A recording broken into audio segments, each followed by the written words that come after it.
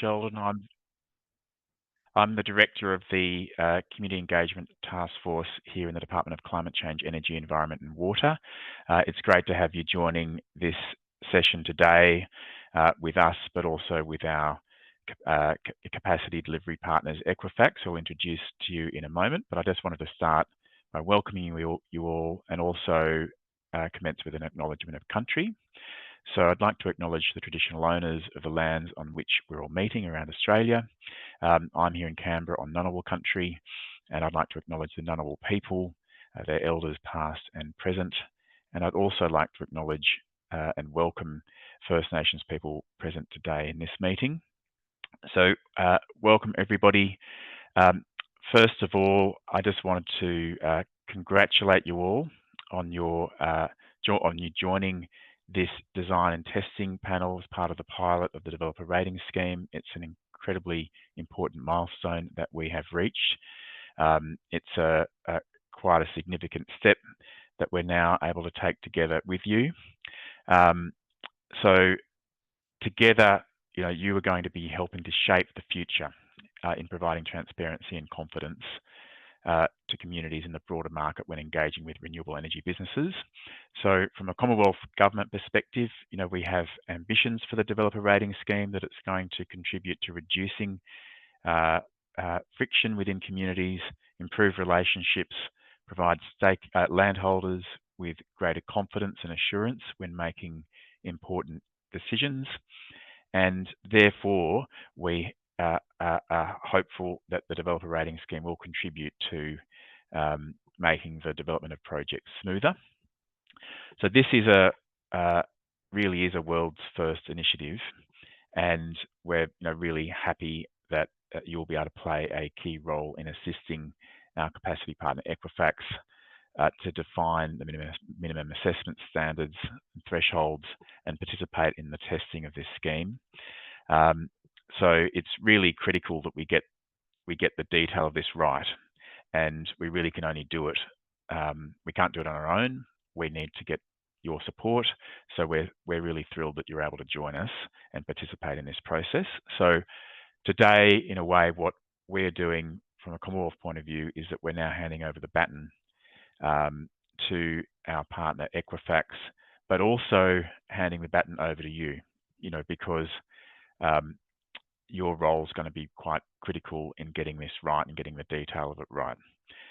So in stepping forward, as you have to participate in the design and testing of this scheme,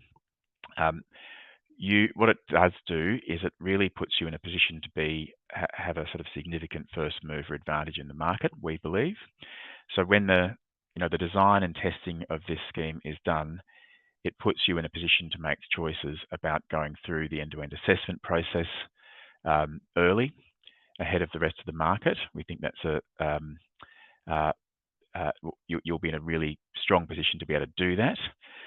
So once the design process for the scorecard is completed, you'll get that opportunity. Equifax can talk about this in a moment after I introduce them. But it means that you'd have the opportunity to be the first cohort of businesses to be listed on the public register. As many of you will know, the intention is that there would be a public register that's free and open to the public. And if you've seen some of the recent media, the intention is that we want to try to go live with that in March 2026. But Equifax will share some more information with you in a moment when they take you through the detail of this process. So I guess I could say that you really are, leading amongst your peers, and we're really grateful for you stepping up as part of the registration of interest process. So as early sort of participants in the design and testing and first movers, you've really got an opportunity to differentiate yourselves, we think, from those in the market that may be not doing the right thing. Obviously, an objective of the developer rating scheme when it was first conceived in the community engagement review was that it would be a mechanism to call out good practice, to call out companies that are doing really well, but through that type of mechanism, it would also therefore play a role in incentivizing better practice and weeding out those players that aren't doing so well. So what I would do is really just encourage you to be open and authentic and transparent through this really critical program of work that's ahead of us. And we're really looking forward to, ongoing engagement with you and collaborating with you as this program of work progresses over the coming months. So, as I say, I'm handing over the baton now, and I'm handing it over now to Equifax Australia, who I'm thrilled to introduce. So they're going to tell you a bit of detail about themselves, but just at a sort of quite high level. Equifax is quite a long-established company, established in 1899, and it's a global data analytics and technology company that provides information and insights to help businesses and individuals make informed decisions. So they've got over 15,000 employees globally and US 5.6 billion in annual revenue, and trades on the New York Stock Exchange and operates in 24 countries, including Australia. And we will obviously be dealing with the Australian subsidiary of Equifax, and they'll tell you about that. But Equifax in Australia does have an Australian financial services license. It's very important to us. And under that license currently delivers rating solutions nationally for developers and constructors, and they'll be utilising and leveraging its existing operational infrastructure in Australia to deliver the developer rating scheme. Equifax is also going to draw on its substantial experience in delivering the independent construction industry ratings tool, which they'll take you through in more detail in a moment. And that scheme's been operating successfully now for over 3 years. So there's a lot of capability there that can be leveraged to essentially build the developer rating scheme for the renewable sector. So without further ado, I'd just like to now hand over to Yash Dillon from Equifax, who's going to take you through the rest of this session. Thank you, Yash. Thank you, John. Not the rest of the session, but to some degree, Paul and I will be supporting and assisting as best as we can. One housekeeping matter I'd like to attend to, because I was told about it yesterday as well, in a different webinar. The webinar is being recorded for individuals that have not been able to make it to the session today. I will start with a quick introduction of Equifax. I know John's been kind enough to speak to the brand in itself. Yes, we're a global conglomerate listed on the New York Stock Exchange. In Australia, we operate as our own entity, mainly servicing two main market verticals, namely commercial and consumer. Under the commercial space, we have a strategic business unit that we call Corporate Scorecard, otherwise known as Equifax Australasia Credit Ratings Proprietary Limited. Rolls off the tongue. I will speak to that in a moment, but before we do that, I think it's only important that we celebrate the individuals behind the team. There are 3 that are listed here. Outside of that, it takes an army or a village at our end to ensure that the product is running smoothly, or the business unit is rather. I'll start with Chandni Divan. Chandni has been with Equifax for a number of years. She's the operations manager, pretty much runs the operations team for ESER to a great degree. And she brings extensive experience from the financial service industry. Her expertise has spanned across credit risk, proxy advisory, and corporate governance, and she's got a proven ability to create and manage high-performing teams. She's also, being the operations manager, she oversees the fulfillment and servicing of specialized assessments and manages relationships with multiple stakeholders within the business unit, be it product, sales, ops, and marketing. And Chandni is focused on optimizing processes, improving customer outcomes, and supporting strategic growth of the business she heads up. Then you've got Paul Disson, the gentleman in the middle, also joining us today. Paul is the principal product manager at Equifax. He heads up the iCert solution alongside the portfolio of ESER. He brings extensive knowledge from working with the financial services industry as well, and used to be an experienced analyst, or is an experienced analyst, I should say. His expertise includes credit risk, predictive modeling, financial risk, and risk management in his current role, alongside Kate Walker, who you would hear about at some point. She'd be exchanging emails with you at some point.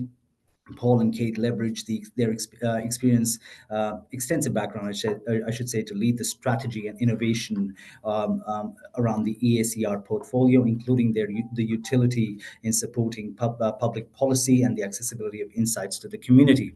Outside of that, from a marketing standpoint, you'd also hear the name Nilesh Magazine and Aki Gupta, who head up marketing, and you'll hear the names at some point. And equally, there is an individual by the name of Bilal Ichik. He will be the point of contact, first point of contact, scheduling those meetings for when, for the individuals or proponents that are looking to go through the end-to-end process that John alluded to, where we'll have a one-on-one session with you, walk you through the product, the process, and then look to see if given the solution is an opt-in, we'll give you the opportunity to completely understand what you're committing to before you start committing to it. Which leaves me in the end. I look after the ISET solution from a market development standpoint. I'm a director with the business, have been with Equifax for the better part of 10 years. I come from the financial sector. I was with the NAB before this, and before that, internationally, I was overseas, namely in the UAE or Dubai. That's where I was born and raised. Next slide, please, Paul. All right, so speaking to Equifax and keeping with the theme of being a global data analytics and technology firm with over cumulatively as EACR and Equifax for 160 years, our core has been around insights and the ability to operate data sets and essentially support 800 million plus individuals globally and 90 million businesses in 24 countries across the globe. I think it's equally important that we call out our experience specifically from a ESER standpoint, which is the Equifax Australasia Credit Ratings Proprietary Limited, the business unit that effectively owns ISET as a solution. Now, whilst ISET's been in commercial existence for 3 years, ESER has, or corporate scorecard has been in existence or commercial existence for the better part of 60 years. Why is that relevant? It's relevant because that level of intelligence, that level of data and analytical capability supports the analysts that carry out these assessments. So it's not just modeling, it's an equally emotional quotient that's involved in the assessments, the end-to-end processes where we sit down with businesses, understand anomalies, understand where the challenges are, and take those considerations before reaching a decision or a committee is convened. So essentially, what I'm trying to allude to is that it is very, very important that we call out that we come with a wealth of experience, understanding of the construction industry, and we apply that lens broadly to varying industries as well. Now, speaking to the core guiding principles for ESER, we're a licensed credit rating agency. Why is that important? Partly because our rating reports can stand up to public, political, and legal scrutiny, and that carries a lot of weight. And that's partly because of the analytical capability, the committee that sits behind these assessments, and the analysis, the granularity of the analysis of the assessment in itself. Equally, we've got to realize that ESER, a licensed credit rating agency that is governed by ASIC and held to the IOSCO code of conduct and rating agencies. This effectively requires that we're operating in a manner that protects the market through fair, efficient, and transparent processes to maintain integrity of the process, our independence and avoidance of conflicts or of interest, appropriate governance, risk management, and suitably qualified staff, confidentiality, and a fair and non-discriminate disclosure of ratings actions.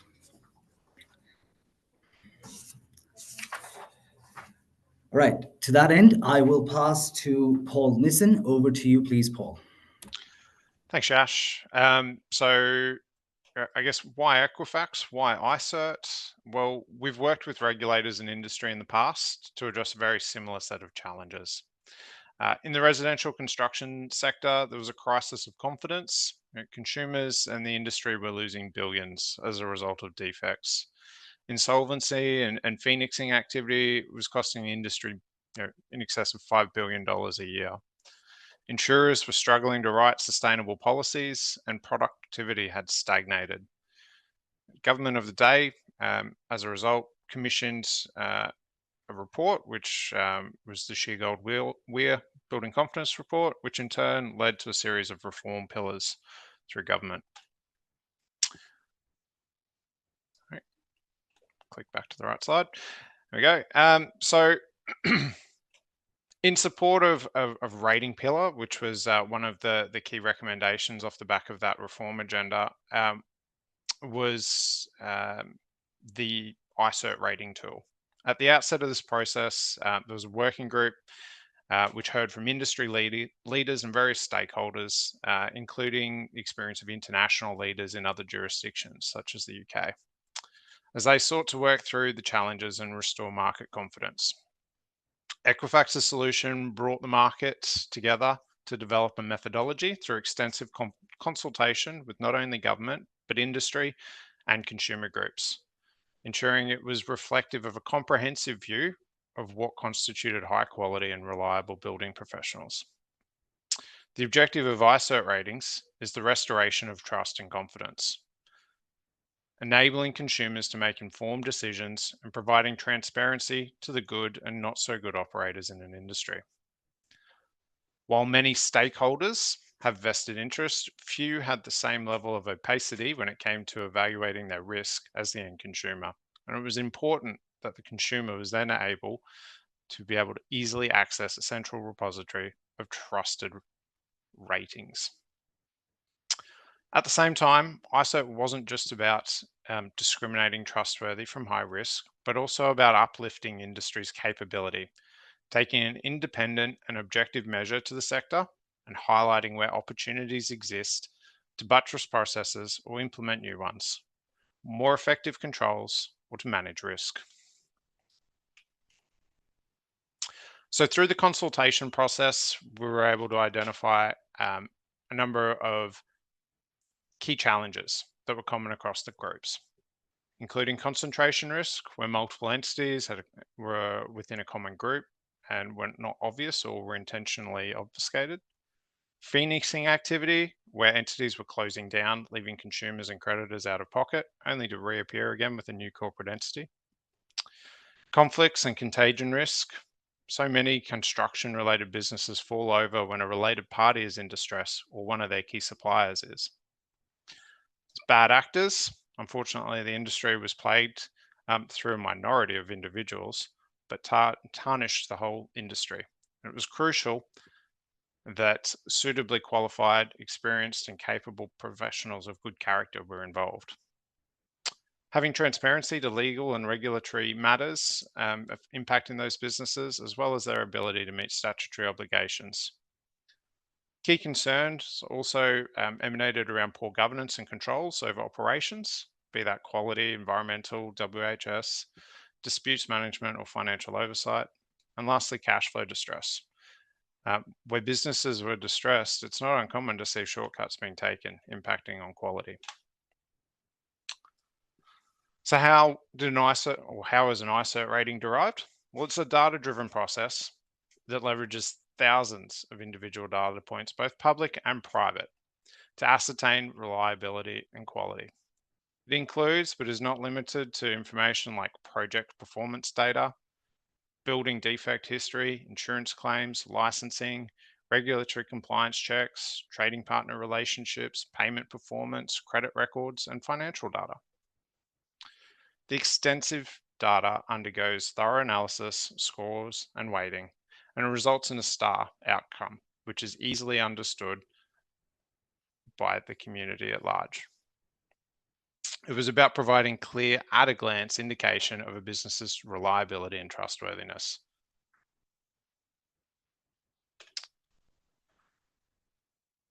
So what are the core principles here? iCert is around an evidence-based rating framework that provides star ratings from 0 to 5 stars. It's about methodologies that have been developed through extensive collaboration with government, industry, and consumer groups, as well as ensuring it reflects a comprehensive view of what constitutes high and low risk. It's fit for purpose.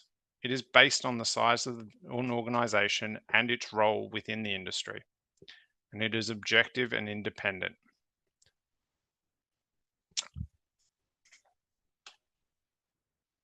So iCert is a voluntary user pays scheme. It's a data-driven assessment providing transparency on a company's performance, track record, and capability. Crucially, it builds trust in the community. In construction, the industry is faced by scrutiny regarding quality and defects. An iCert provides powerful third-party validation around a company's commitment to quality. It gives prospective buyers peace of mind when looking to purchase, setting a business apart from its competitors. In fact, in a recent consumer survey, we found that 90% of Australians agreed that a trust register was necessary. And in fact, more than half of those consumers surveyed were also willing to pay more to purchase from trusted developers. Secondly, iCert has benefits around being able to articulate a business's credibility and trustworthiness to other B2B stakeholders, be that financiers or insurers, whether it be regulators or those involved in development approval processes. Ultimately, the transparency accelerates project timelines and can support financial agility. In a recent capital market survey, it was found that 49% of lenders in New South Wales had already incorporated iCert into their underwriting process for construction loans. And of those lenders, 40% had turned down a finance application due to a poor or non-existent iCert rating. Well, why are we here today? Here we're talking about our co-design process. The first stage of bringing the developer rating scheme to market will be the consultation streams that we're undertaking with you, as well as government. It's being developed with input from landholders, state and territory governments, local governments, community organisations, industry bodies, but most importantly, the developers of renewable energy, transmission and associated infrastructure. Through the consultation streams, we're looking to better understand how to differentiate roles within the renewable energy development industry, as well as the operating models and appropriate thresholds for size and scale. This will set a lens for which the rating methodology will apply, making the ultimate ratings fair and equitable while also fit for purpose. We'll work with stakeholders in the second stream to better understand and outline a framework of appropriate evidence-based measures to differentiate businesses with sound conduct versus those that may arguably have room to improve. Importantly, in this stream, we will see emphasis being placed on the evidences of strong, effective community engagement. In the third stream, we'll be focusing on capability criteria, which are the key characteristics, processes, and proof points that distinguish highly capable from those that might be still learning with room to improve. And similarly, in the fourth stream, we'll look to address the character criteria and any nuances relevant to organizations and their key persons. In the last stream involves the level of detail that we're looking to present to community and stakeholders on the back of a rating engagement. Can't quite see my notes. So ultimately, this will inform what's critical for community in terms of differentiating and distinguishing the potential developers that they'll be engaging with, while acknowledging the commercial sensitivity of the underlying assessment data. Sorry, Paul, just so I don't break your rhythm there, I'll give you a moment to take a breather. I do want to call out a couple of points here for everyone that's joined. Whilst we're speaking to iCert is a solution that was created for the construction industry. And yes, we've assessed builders, developers, and tech service providers, which include subcontractors, architects, engineers, and the likes. I think it's very important for us to discern at this point, for everyone's benefit, that what we're trying to say is we're taking that learning, we're taking that model, and we're essentially, for all intents and purposes, making it or building a scorecard that's specific to the renewable energy sector. And that's why this market consultation piece is quite relevant, that we work with this panel of businesses and individuals in creating or creating that model, if you may. So what I would like you to take away from that point is that we're not taking an existing builder developer scorecard and we're saying, okay, let's apply it here. We're saying, no, we'll take learnings from there. Let's create one specific for the Department of Renewable Energy sector. Just making that point very, very clear. Thanks, Yash. So now I just wanted to provide some transparency around the timeline and the stages that we're looking to progress through. So over the coming weeks, we'll be working with those who have responded to the Renewable Energy Business Participation Panel. So those of you here on the call, state and local government, landowners and industry groups. Following this meeting, you'll be extended an opportunity to express your interest in participating in as many or as few of those consultation streams as you like. From there, we'll be consolidating market feedback and developing the rating model which supports the objectives of DRS. Once complete, in December, we'll be extending offers of engagement to those on the panel that have been participating, offers to engage with us to obtain a rating on their business and be early adopters to feature on the registry of trusted and reliable renewable energy developers. In January, you'll see deployment of our ratings model and a website. And then those that have engaged as early adopters, their assessments will be progressing through February before the scheme opens up more broadly to the industry in March. Appreciate that there is the Christmas New Year period there, so you'll see that some of those items may have extended longer than you would have otherwise anticipated. But in terms of next steps, to reiterate, from here, we're going to seek your expression of interest to participate further. And that's ensuring that industry has the opportunity here to craft fit-for-purpose frameworks. We'll then ask for you to contribute in those co-design processes in a very open and collaborative manner. Forums will be conducted using Chatham House rules, where we encourage participants to contribute information, knowing that the information and discussions will not reveal your identity or organizational affiliation, but simply to inform the process, ultimately leading to an improvement in engagement with communities and streamlining renewable energy infrastructure development. Now, if we've not addressed a question or concern that you may have coming in, we would strongly encourage you to either contribute to the Q&A in the meeting here, or otherwise reach us directly via email contacts there, which is drs.isert@equifax.com. Yash, back to you. Thank you, Paul. Thank you very much. I might pass the mic to John before my closing remarks. So, John, over to you, please, kindly. Thanks, Yash, and thanks, Paul, for the presentation. Look, this is a great start. I did just want to reiterate that all those work streams that have been laid out for you by Paul, as Paul said, companies may choose to be involved in one, in two, or in all. It's really a matter for companies, and there will be an opportunity for you to select that. So it's really a matter for you about how deeply involved you wish to get in relation to those streams.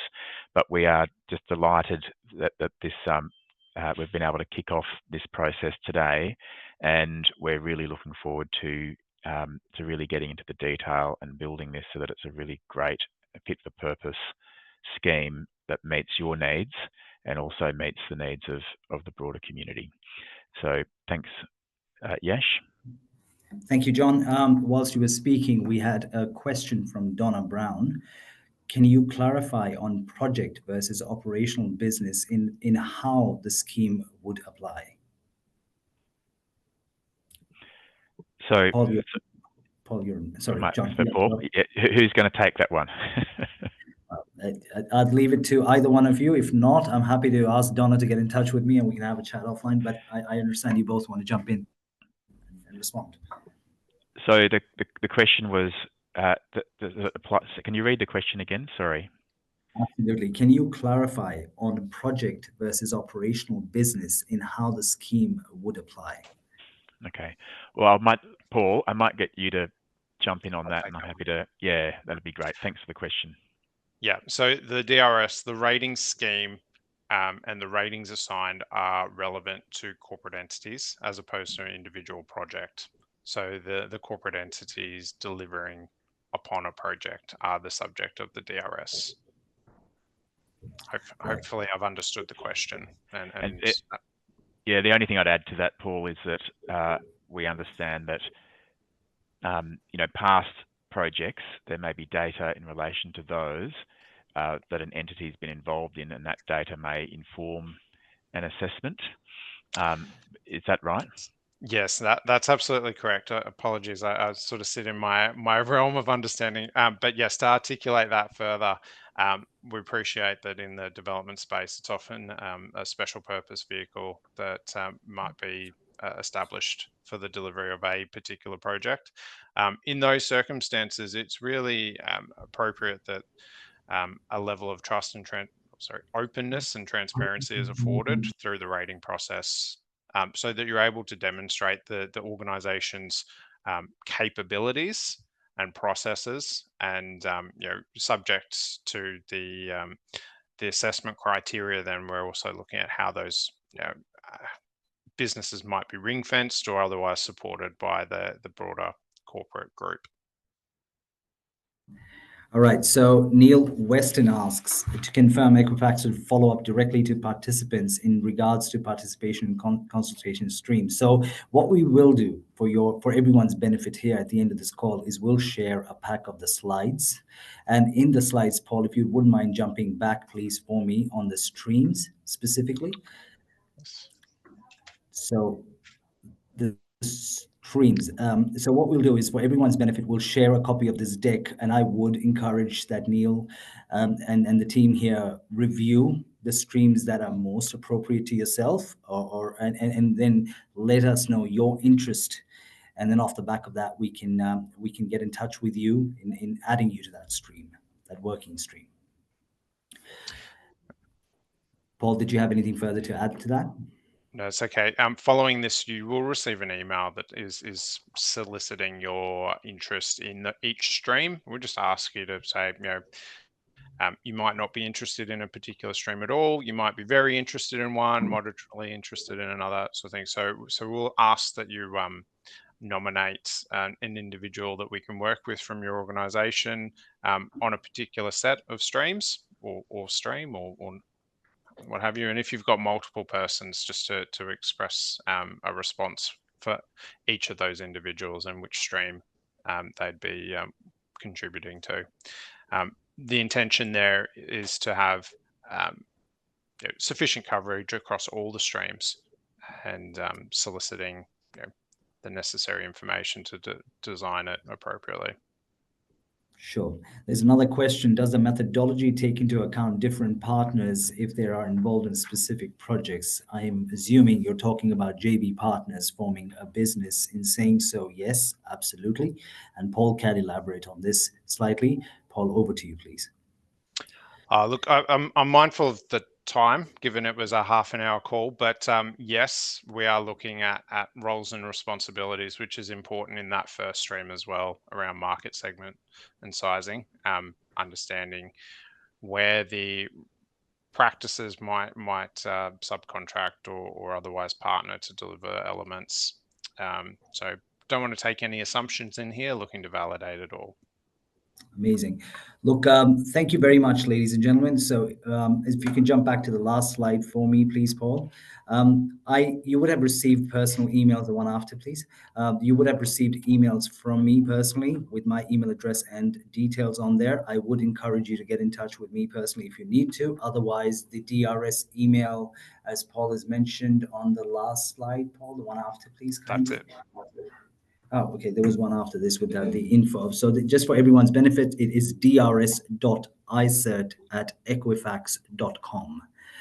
We will share a copy of the deck. And we're looking forward to collaborating with everyone. The key word is collaborating and working with the industry, and that's what we're intending to do. But we as Equifax do want to thank the government and the industry for their participation, the opportunity to support in the best way that we can. To that end, I think we've gone over time, and we've lost some participants. So, ladies and gentlemen, thank you so much for your time, and we look forward to working with you. Thank you.